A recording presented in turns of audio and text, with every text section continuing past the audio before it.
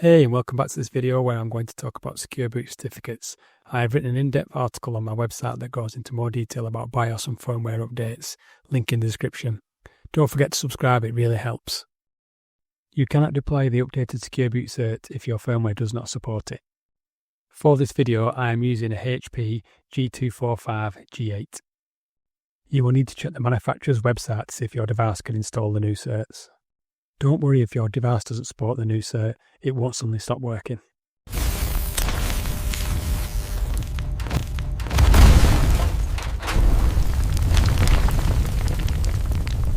Let's get into this. Go to the Intune admin portal, manage devices.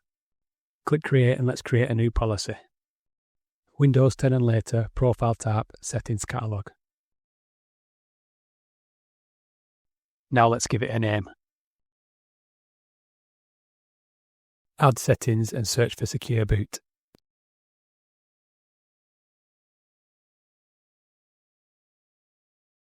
Let's enable secure boot cert updates. For this video, I am going to opt in.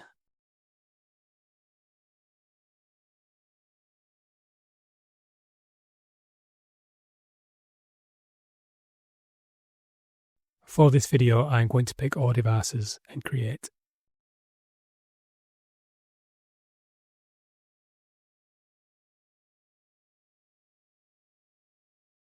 I'd just like to take a moment to say thanks to TechSource for sponsoring my YouTube channel and website. TechSource is a UK-based technology supplier that works closely with IT teams across education, public sector and commercial environments. They provide hardware, licensing and infrastructure solutions, working with many partners. Now let's get back to it. Let's check the reports. In the Intune portal, click Devices and then Configuration. Find the policy you created earlier. Now you can see one device has succeeded. Click and view report to find out more.